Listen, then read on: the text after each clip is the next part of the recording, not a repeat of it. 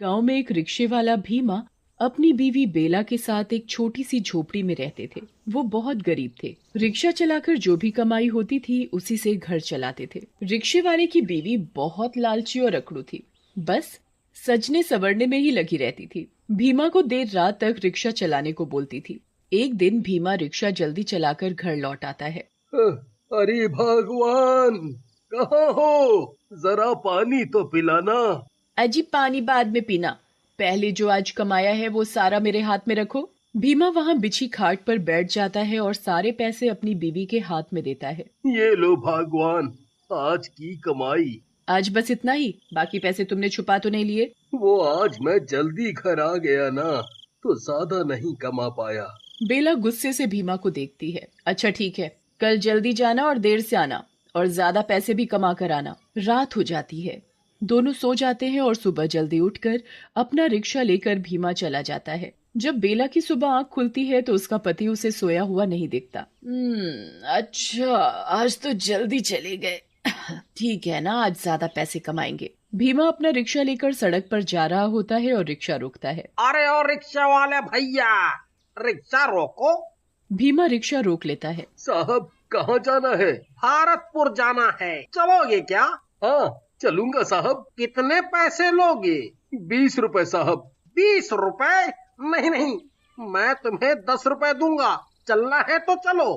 भीमा अच्छा और ईमानदार इंसान होता है तो वो 10 रुपए में भी मान जाता है। अच्छा साहब, ठीक है, बैठ जाइए रिक्शे में। आदमी रिक्शे में बैठ जाता है और भीमा उस आदमी को भरतपुर उतार देता है। उस आदमी के जाने के बाद भीमा की नजर रिक्शे के पीछे वाली सीट की तरफ जाती है। वो देखता है कि वो आदमी रिक्शे में अपना कोई थैला जल्दी में होने के कारण भूल जाता है।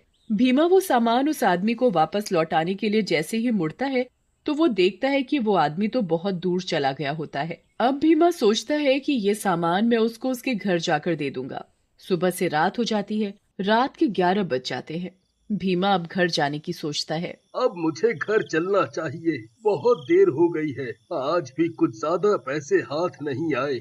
बेला फिर कुछ खरी खोटी सुनाएगी। भीमा उदास मन से घर चल पड़ता है। घर पहुंचकर रोज की तरह सारे पैसे अपनी बीवी को दे देता है। अरे मेरी किस्मत फूट गई थी, मेरे माँ बाप ने ऐसे आदमी से शादी कर दी। एक तो गरीब है, ऊपर से इसकी ईमानदारी। हे भगवान, ये ईमानदारी मुझे एक दिन भिखारन बनाकर छोड़ेगी। आसपास गांव वाले सभी उसके घर के पास खड़े होकर सब सुन रहे होते हैं। गांव वाले आपस में बातें कर रहे होते हैं। अरे भाई, इनका तो ये रोज रोज का लड़ाई झगड़ा हो गया है। हाँ भाई, ये भीमा तो सीधा साधा है, इसकी बीवी के आगे नहीं चलती। भाई, भीम की तो किस्मत ही फूट गई है। ऐसी बीवी से शादी करके बेचारा भीमा करे भी तो क्या करे। बीवी को पैसे के अलावा कुछ दिखाई नहीं देता। पैसा पैसा, बस पैसा चाहिए। चलो भाई चलो, अपने अपने घर चलते हैं।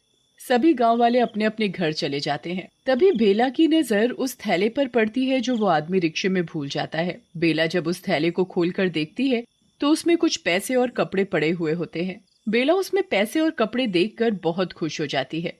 अरे वाह, आज क्या लॉटरी लग गई, इतने पैसे और इतने अच्छे कपड़े, मजा आ गया। पर ये थैला मिला कहाँ से? अजी सुनते हो, जरा आना, कुछ पूछना है तुमसे। हाँ, आ रहा हूँ, जरा रुको। हाँ, बोलो बेला, क्या पूछना है? सुनिए, ये थैला आपको कहाँ से मिला? अरे ये तो एक आदमी की सवारी मिली थी, तो वो भूल गया था। कल जाकर ये उस आदमी को वापस दे दूंगा। नहीं नहीं, तुम इसे वापस मत देना, इसे हम ही रख लेंगे। इतने सारे पैसे एक साथ हाथ लगे हैं और तुम इसे वापस करने को बोल रहे हो? पागल हो गए हो क्या? तुम्हारी इतनी कमाई भी नहीं होती जितनी इस थैले में रखी है। मैं तो इस थैले को वापस नहीं देने वाली, और अगली बार कोई सवारी तुम्हारे रिक्शे में सामान भूल जाए तो वो सामान सीधा मुझे दे देना। विवश होकर भीमा ने बेला की बात मान ली और आगे से उसके रिक्शे में कोई भी सवारी अपना सामान भूल जाती तो वो उसे बेला को दे देता था। कभी पैसे निकलते तो कभी गहने और कभी खाने का सामान मिल जाता था। एक दिन भीमा के रिक्शे में एक तांत्रिक बाबा आया। अरे ओ रिक्शा वाला, रुको तो जरा, हमको कहीं जाना है। हाँ बाबा, बोलिए, कहाँ जाना है आपको? जरा वो पास वाले जंगल पहुंचा दो बेटा। हाँ बाबा, बैठिए, मैं ले चलता हूँ। कितने लोगे? 30 रुपए। चलो ठीक है। दे देंगे 30 रुपए। बाबा भीमा के रिक्शे में बैठ जाता है और भीमा उस बाबा को जंगल तक पहुंचा देता है। बाबा भीमा को पैसे देकर चला जाता है, पर वो अपनी एक डिब्बी रिक्शे में ही भूल जाता है। उस डिब्बी पर भीमा की नजर पड़ जाती है और वो ये सोचता है कि शायद उसमें कोई अंगूठी होगी। भीमा उस डिब्बी को खोलता है और उसमें से एक भूत निकलकर भीमा के अंदर घुस जाता है। अरे वाह, आखिरकार उस छोटी सी डिब्बी से निकलकर ये इंसान का शरीर मिल ही गया।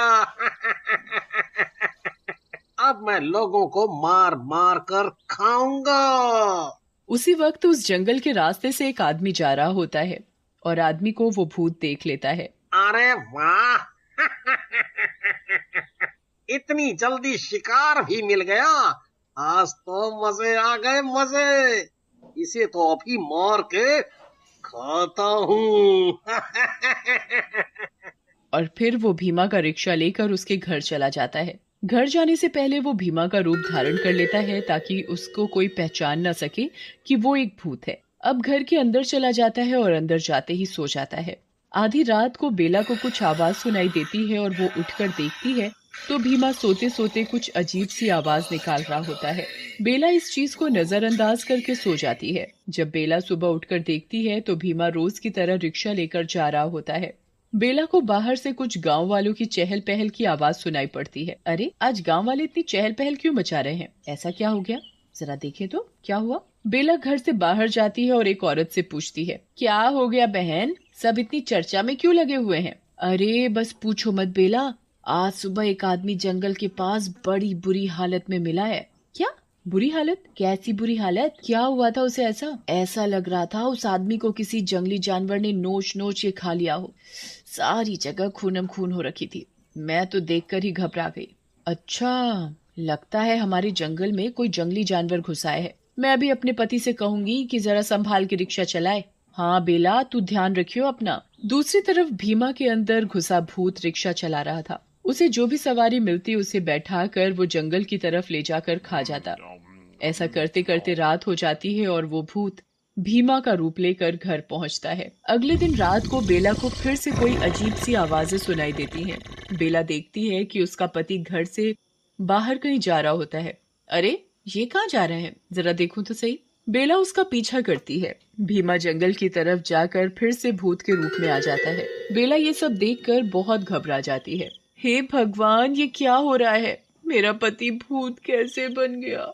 हे भगवान। अब वो भूत किसी आदमी को पकड़कर उसको मार कर खा रहा होता है। बेला ये सब देखकर चौंक जाती है और सीधा घर की तरफ भाग जाती है। डरी हुई बेला घर के कमरे में जाकर छुप जाती है। हे भगवान, ये मैंने क्या देख लिया? बहुत डर लग रहा है। मेरा पति भूत कैसे बन गया? वो भूत वापस भीमा का रूप लेकर घर आकर सो जाता है और सुबह उठकर दोबारा रिक्शा लेकर लोगों को खाने चला जाता है।